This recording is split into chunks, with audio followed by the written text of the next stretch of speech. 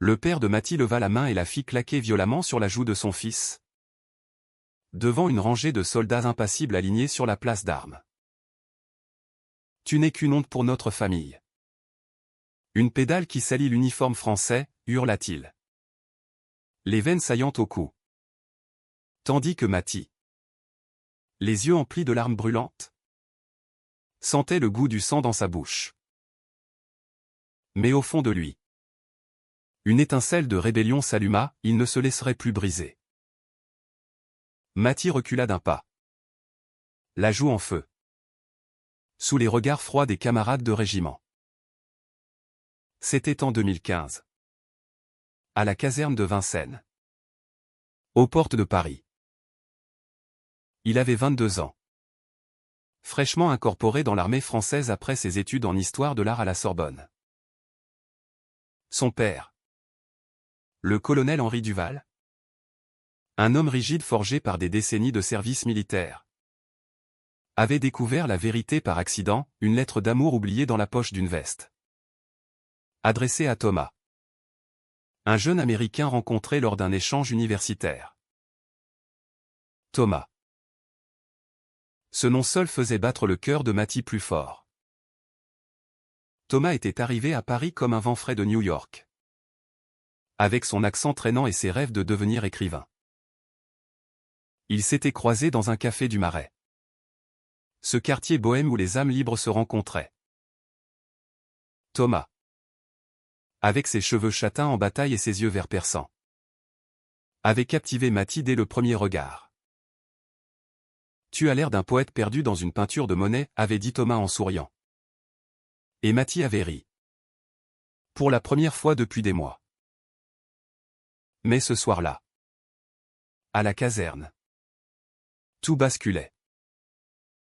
Le colonel Duval, alerté par un subordonné zélé, avait fait irruption dans les quartiers de Mathie, la lettre froissée dans le poing.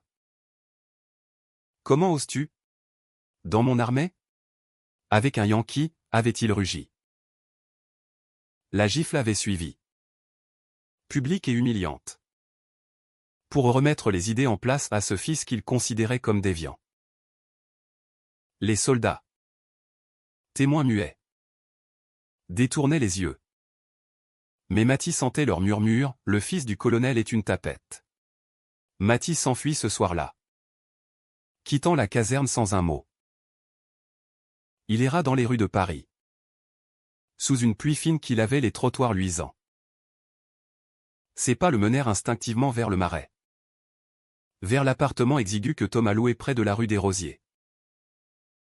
Quand il frappa à la porte, trempé et tremblant, Thomas l'accueillit sans un mot, l'enveloppant dans une couverture chaude et un baiser doux sur la joue blessée.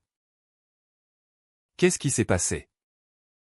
Mon amour, murmura Thomas, son accent américain adoucissant les mots français qu'il maîtrisait à peine. Mathie raconta tout, les larmes coulant enfin librement. Thomas l'écouta, serrant sa main. Et pour la première fois, Mathie se sentit vu. Vraiment vu. Non comme une honte mais comme un homme digne d'amour.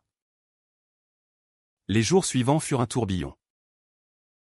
Mathie demanda une permission exceptionnelle, prétextant un malaise familial, et s'installa temporairement chez Thomas. Leur relation, jusqu'alors clandestine, fleurit en pleine lumière. Ils déambulaient main dans la main le long de la Seine, visitaient les musées où Mathie expliquait avec passion les toiles de Delacroix.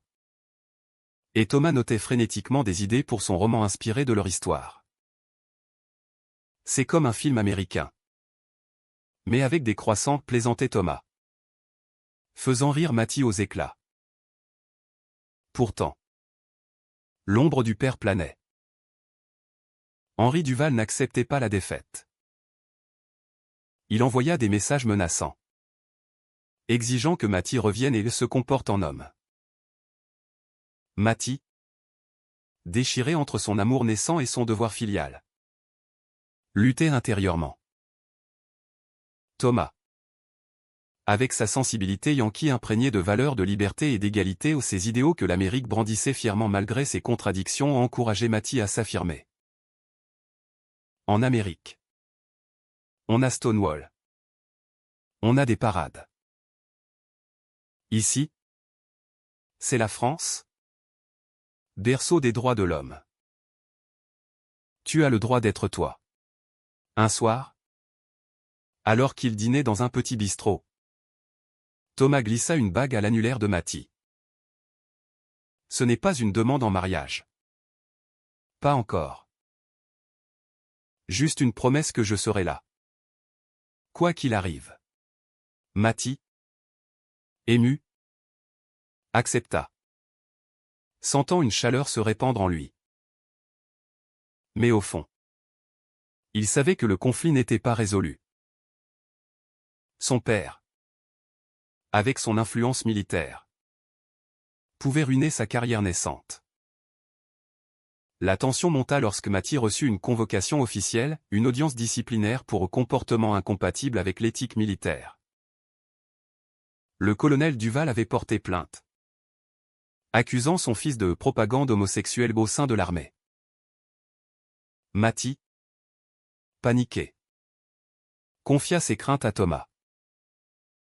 Et si je perds tout? Mon avenir? Ma famille? Thomas le serra contre lui. Tu m'as moi. Et ensemble, on est plus fort. L'audience eut lieu dans une salle austère de la caserne. Matty, en uniforme, affronta le regard glacial de son père. Assis parmi les officiers, il défendit son droit à aimer qui il voulait, citant les lois françaises sur l'égalité. Mais le colonel interrompit, « L'armée n'est pas un cirque pour déviants. » Les mots blessèrent Matty profondément. Mais il tint bon. Soutenu par un message de Thomas, « Je t'aime. Guerrier. » À la fin de l'audience, Matty fut suspendu temporairement, en attente d'une décision. Il rentra chez Thomas, épuisé mais déterminé. Leur amour, forgé dans l'adversité, se fit plus intense. Ils passèrent des nuits entières à parler de leurs rêves. Matty voulait ouvrir une galerie d'art. Thomas publiait son livre. Ensemble, ils imaginaient une vie loin des jugements. Mais le destin réserva une surprise. Thomas reçut une offre d'emploi à New York, pour un poste d'éditeur junior. C'est mon rêve, Matty. Mais je ne partirai pas sans toi. Matty, hésitant, promit d'y réfléchir. C'était le début d'un nouveau chapitre, teinté d'espoir et d'incertitude. Les semaines suivantes furent un mélange de joie et d'angoisse. Matty, suspendu de l'armée, passait ses journées à explorer Paris avec Thomas, redécouvrant la ville à travers les yeux de l'amour. Il visitait le Louvre, où Matty expliquait les subtilités des sculptures grecques, symbole d'une beauté masculine intemporelle. Thomas, captivé, prenait des notes pour son roman, qu'il intitulait provisoirement Amour sous les tours. Pourtant, la pression familiale s'intensifiait. La mère de Matty, Élise, une femme douce mais soumise à son mari, l'appela en secret. Ton père est furieux, mais il t'aime. Reviens. S'il te plaît. Matty, le cœur serré, refusa. Je ne peux plus me cacher. Maman. Élise pleura au téléphone, évoquant les souvenirs d'enfance. Matty petit, dessinant des robes pour ses poupées. Un signe précoce qu'Henri avait toujours ignoré. Thomas, sentant la détresse de Matty, organisa une escapade à la campagne normande, dans une petite auberge près de Honfleur. Ils passèrent un week-end idyllique. Marchant sur les plages où Monet avait peint ses falaises. Ici, loin de tout. On peut être nous, murmura Thomas en embrassant Mathie sous un ciel étoilé. Leur intimité se fit plus profonde. Leur corps se découvrant avec une tendresse infinie. Mêlée à la passion d'un amour naissant. De retour à Paris. La réalité frappa. Mathie reçut une lettre de l'armée, sa suspension était levée. Mais à condition qu'il suive une thérapie de réorientation et une pratique controversée. Interdite en France mais encore tolérée dans certains cercles militaires. Outré. Mathie refusa net. « Je ne suis pas malade », cria-t-il à Thomas. Qui le calma avec des mots apaisants. C'est alors que la trahison surgit. Inattendue et dévastatrice. Thomas. Sous la pression de son visa expirant et de l'offre new-yorkaise. Avait contacté en secret le colonel Duval. Je pensais pouvoir le raisonner, avoua-t-il à Mathie lors d'une confrontation explosive. Je lui ai dit que notre amour était pur. Que vous devriez l'accepter. Mais le colonel avait tourné l'information à son avantage. Accusant Thomas d'influencer négativement son fils. Mathie se sentit trahi au plus profond de son être. Comment as-tu pu? Sans me le dire, hurla-t-il. Les larmes aux yeux. Thomas. Repentant. Tomba à genoux. Je l'ai fait par amour. Pour nous. Mais le mal était fait. Mathie. Blessé. Quitta l'appartement en claquant la porte. Errant seul dans les rues pluvieuses de Paris. Il trouva refuge chez un ami d'université. Lucas. Un activiste LGBT qui organisait des manifestations pour les droits des gays dans l'armée. Tu n'es pas seul. Mathie.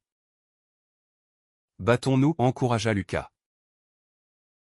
Ensemble. Ils préparèrent une pétition.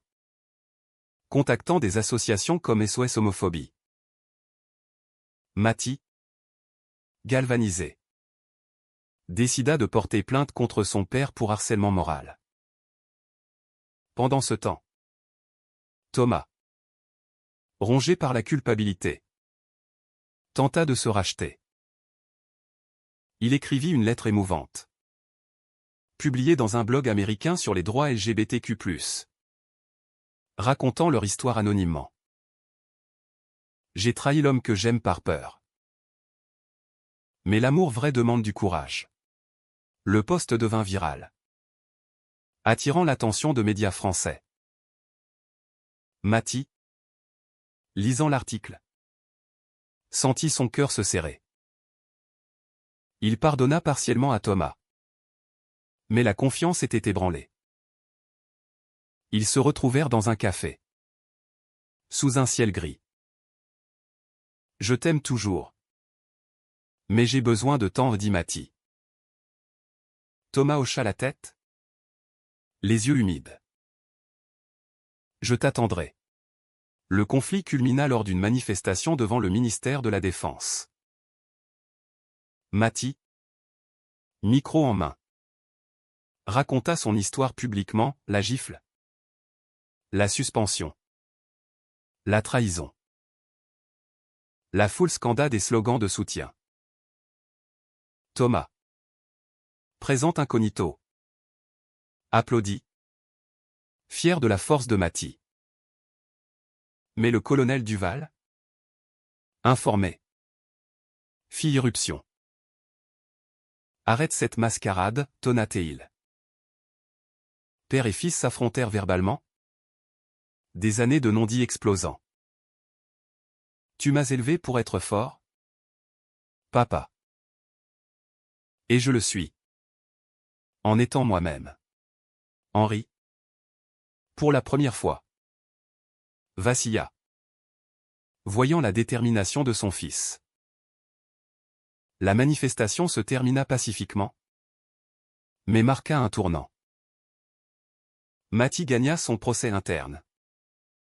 obtenant une décharge honorable de l'armée. Thomas, décidant de rester en France, refusa l'offre new-yorkaise. Leur relation, éprouvée, se reconstruisit lentement, brique par brique. Pourtant, un nouveau défi surgit, la famille de Thomas, conservatrice du Midwest américain, apprit leur liaison et coupa les vivres à Thomas. Ils disent que c'est contre nature, confia Thomas. Amer. Matty, solidaire, l'aida à trouver un job dans une librairie parisienne. Ensemble, ils affrontèrent cette nouvelle tempête, leur amour devenant un ancrage. Les mois passèrent, et Paris se para des couleurs de l'automne. Matty et Thomas, réconciliés, emménagèrent dans un petit appartement près du canal Saint-Martin. Leur vie quotidienne était un mélange de routine douce et de passion renouvelée. Matty, libre de l'armée, reprit ses études et commença à travailler dans une galerie d'art du quartier latin. Thomas, inspiré, acheva son roman, dédicaçant le manuscrit à Matty, à l'homme qui m'a appris le vrai courage. Mais les cicatrices persistaient. Matty faisait des cauchemars de la gifle, revivant l'humiliation devant les soldats. Thomas, hanté par sa trahison, multipliait les gestes d'affection, des petits déjeuners au lit, des promenades nocturnes sous les lumières de la tour Eiffel. « Je ne te laisserai plus jamais tomber », promettait-il. Un jour, une lettre arriva, le colonel Duval demandait une rencontre. Matty, hésitant, accepta, accompagné de Thomas pour soutien. Ils se retrouvèrent dans un café discret des Champs-Élysées. Henri, vieilli hélas, s'assit en face d'eux. « J'ai lu l'article de ton ami, dit-il d'une voix rauque. Et j'ai réfléchi. Ce qui suivit fut une conversation émouvante. Henri avoua ses peurs, élevé dans une époque où l'homosexualité était tabou. Il avait projeté ses frustrations sur Matty. « Je voulais te protéger. Mais je t'ai blessé. » Des larmes coulèrent sur les joues burinées du colonel. Matty, ému, tendit la main. « Papa. Il n'est pas trop tard pour changer. » Thomas, observateur silencieux, ajouta, « L'amour n'a pas de frontières. » Colonel. Ni de genre. Henri hocha la tête, acceptant lentement. Ce ne fut pas une réconciliation immédiate, mais un premier pas vers la guérison.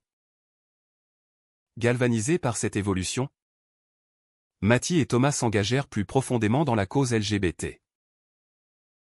Ils participèrent à la Pride de Paris, marchant main dans la main sous des arcs-en-ciel flottants.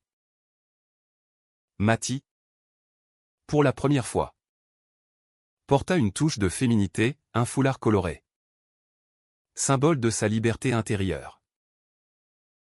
Pourtant, un nouveau conflit émergea. Thomas reçut une proposition pour adapter son roman en série télévisée américaine. C'est une chance en or. Mais ça signifie partir à Los Angeles pour des mois. Matty, fier mais anxieux, encouragea, « Vas-y. Notre amour survivra à la distance. » La séparation fut déchirante. À l'aéroport Charles de Gaulle, ils s'embrassèrent longuement. Des larmes mêlées. « Reviens-moi, » murmura Matty. Thomas promit, embarquant avec le cœur lourd. Seul à Paris, Matty affronta la solitude. Il se rapprocha de sa mère, qui, libérée de l'emprise d'Henri, le soutint ouvertement. Ensemble, Ils organisèrent des dîners familiaux où Henri, maladroit mais sincère, apprenait à accepter. Thomas, alla, navigua dans le monde hollywoodien, imprégné de glamour et de superficialité. Il rencontra des gens fascinants. Mais aucun ne touchait son cœur comme Matty. Des appels vidéo nocturnes maintenaient la flamme. Mais la distance creusait un fossé. Puis vint la tentation. Lors d'une soirée, Thomas croisa Alex, un producteur charismatique et ouvertement gai. Alex flirta ouvertement. Et Thomas, vulnérable, céda à un baiser impulsif. Rongé par la culpabilité, il confia tout à Matty lors d'un appel. C'était une erreur. Je t'aime toi seul. Matty, dévasté, sentit le monde s'effondrer. Une nouvelle trahison. Il raccrocha, en pleurs. Les jours suivants furent un tourbillon d'émotions, colère, tristesse, doute. Il envisagea la rupture. Mais l'amour persistait. Thomas rentra précipitamment à Paris, abandonnant le projet. Je ne peux pas vivre sans toi, déclara-t-il à l'arrivée. Matty, après une nuit de discussions intenses, pardonna. Mais c'est la dernière chance. Leur relation, éprouvée à nouveau, sortit plus forte, forgée dans le feu des épreuves. Ensemble, ils décidèrent de se marier. La cérémonie, intime, eut lieu dans un jardin parisien, avec Élise et Henri présents. Le colonel, en uniforme, offrit une accolade maladroite. Je suis fier de toi, fils. Thomas, avec son accent charmant, prononça ses vœux en français, pour toujours. Mon amour. Mais le destin n'en avait pas fini. Peu après, Matty découvrit un secret, Henri avait été diagnostiqué avec un cancer. Ce qui expliquait son changement d'attitude. Je veux partir en paix, confia le colonel. Matty, ému, passa du temps avec son père, reconstruisant des ponts brisés. La maladie d'Henri progressa rapidement, transformant le fier colonel en un homme fragile. Matty et Thomas s'installèrent temporairement chez les parents, à la périphérie de Paris, pour aider Élise. Les journées étaient rythmées par les visites médicales et les moments de tendresse familiale. Henri, affaibli, ouvrait enfin son cœur, il racontait des anecdotes de sa jeunesse, regrettant ses rigidités passées. Je t'ai élevé dur parce que la ville est, dit-il un soir à Matty. Mais j'ai eu tort de ne pas voir ta force. Matty, tenant la main de son père, répondit, ta force est en moi. Papa. Et mon amour pour Thomas en fait partie. Thomas, présent, ajouta une touche d'humour américain, et si on regardait un film ensemble? Quelque chose de romantique. Comme Brokeback Mountain. Henri rit faiblement. Un miracle en soi. Ces moments renforcèrent leur lien.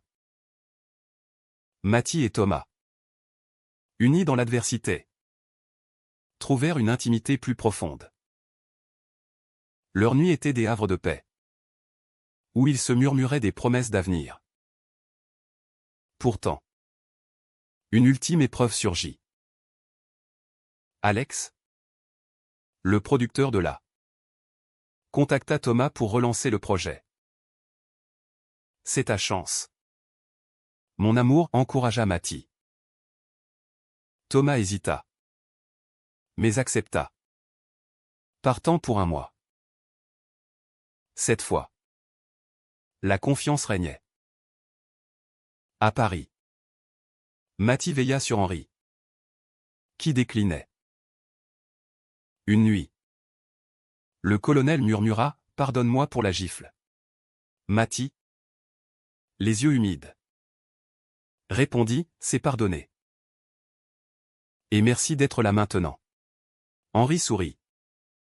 Paisible. Thomas revint triomphant, le projet était lancé. Avec des scènes tournées à Paris. On le fait ensemble, annonça-t-il. Mathie, ravi, embrassa son mari. Mais la mort d'Henri, survenue peu après, plongea la famille dans le deuil. L'enterrement, militaire et solennel, vit Mathie prononcer un éloge émouvant, « Mon père m'a appris la discipline. Mais c'est l'amour qui m'a rendu libre. » Thomas, à ses côtés, serra sa main. Le deuil unit plus que jamais Mathie et Thomas. Ils décidèrent d'adopter un enfant, symbolisant leur engagement. Le processus, long en France, testa leur patience. Mais leur amour triompha. Un an plus tard, lors de la première du film inspiré du roman de Thomas, Mathie apparut sur le tapis rouge. En robe. Une robe élégante. Fluide. Noire avec des touches de rouge. Hommage à sa féminité intérieure. Pour honorer qui je suis, déclara-t-il aux médias. Thomas, fier, l'embrassa devant les flashs. La presse acclama, un symbole de résilience gay en France. Élise, présente, applaudit. Henri veillant sûrement d'en haut. Leur vie devint un témoignage, Mathie ouvrit sa galerie. Exposant des œuvres LGBTQ+, Thomas publia des best-sellers. Ensemble, ils militèrent pour les droits, inspirant des milliers. Pourtant, dans l'intimité, c'étaient les petits moments qui comptaient, un café partagé, un regard complice, un baiser volé. Des années passèrent. Et leur amour, comme un vin français, s'affina avec le temps. Mathie et Thomas adoptèrent enfin un petit garçon. Léo, un orphelin de 5 ans aux yeux curieux. Notre famille, murmura Mathie en le tenant pour la première fois. Thomas, ému, compléta, complète. Léo grandit dans un foyer empli d'amour, apprenant l'acceptation et la diversité. Mathie lui racontait des histoires de son grand-père le colonel, transformant les souvenirs douloureux en leçons de vie. L'amour vint tout, disait-il. Thomas, devenu un auteur renommé, dédia son 3e livre à Mathie et Léo, aux hommes de ma vie. Le succès les mena à voyager, New York, où Thomas montra ses racines américaines, San Francisco, pour la Pride mythique. Mais un jour, un diagnostic frappa, Thomas avait une maladie cardiaque, héritée de sa famille. Je me battrai, promit-il. Mathie, terrifié, le soutint à travers les traitements, rappelant leur force commune. La maladie testa leur lien, mais le renforça. Léo, adolescent désormais, aida, montrant une maturité précoce. Papa, on est une équipe, disait-il. Thomas guérit. Et ils célébrèrent avec un voyage en Normandie, là où tout avait fleuri. Sur la plage, Mathie porta à nouveau une robe, dansant avec Thomas sous le soleil couchant. Malgré tout, nous voilà, dit Mathie. Leur histoire inspira un mouvement, des jeunes gays dans l'armée française citèrent Mathie comme modèle. Élise, veuve active, Fonda une association pour les parents d'enfants LGBTQ+. À la fin. Assis sur un banc face à la scène. Mathie et Thomas. Grisonnant. Se tint la main. De la gifle à ça. Quel voyage, soupira Mathie. Thomas sourit, et je le referai 1000 fois. Pour toi. Leur amour. Kitsché de drame. D'émotion. De romance et d'humanité. Prouver que même dans l'adversité, l'âme triomphe. Et Mathie, portant fièrement sa robe intérieure, incarnait la liberté.